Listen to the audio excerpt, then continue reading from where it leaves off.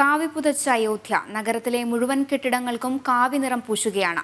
രാമരാജ്യത്തിന്റെ പ്രതീകമായി കാവി പൂശുന്നത്. അയോധ്യയിൽ നിന്നുള്ള പ്രത്യേക റിപ്പോർട്ട് കാണാം.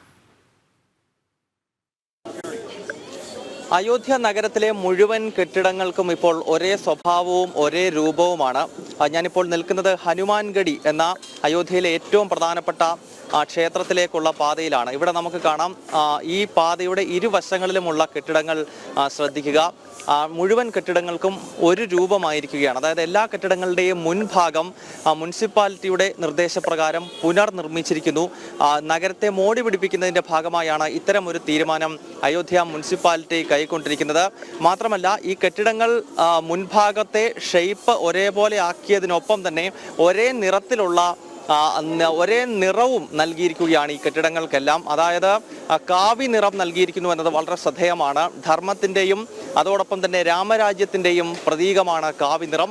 അതിനാൽ മുനിസിപ്പാലിറ്റി ഇത്തരത്തിൽ രണ്ട് പ്രധാനപ്പെട്ട തീരുമാനം. ഒന്ന്, മുഴുവൻ കെട്ടിടങ്ങൾക്കും ഒരേ ഷേപ്പ്, എല്ലാ കെട്ടിടങ്ങൾക്കും ഒരൊറ്റ നിറം. അയോധ്യയുടെ ഒരു ഐക്യം കൂടി വിളിച്ചോതുന്നതാണ് ഈ ഒരു തീരുമാനം എന്ന കാര്യം കൂടി ഇതോടൊപ്പം എടുത്തു പറയേണ്ടതുണ്ട്. മാത്രമല്ല മുൻപ് അയോധ്യയിലെ ഞാൻ ഈ നിൽക്കുന്ന ഹനുമാൻഗഡി ക്ഷേത്രത്തിലേക്കുള്ള ഈ പാതയ്ക്ക് ഈ വിസ്തൃതി ഉണ്ടായിരുന്നില്ല, ഈ വലിപ്പം ഉണ്ടായിരുന്നില്ല. കാരണം ഈ രണ്ട് വശത്തുമുള്ള കടകളുടെ അനധികൃതമായിട്ടുള്ള കടന്നുകയറ്റം മൂലം ഒരൊറ്റവരി പാതയാണ് ഇവിടെ ഉണ്ടായിരുന്നത്. എന്നാൽ ഇപ്പോൾ ദൃശ്യങ്ങളിൽ പ്രേക്ഷകർക്ക് കാണാം വളരെ വിശാലമായ ഒരു പാത ഹനുമാൻഗഡി ക്ഷേത്രത്തിലേക്ക് ഒരുങ്ങിയിരിക്കുന്നു.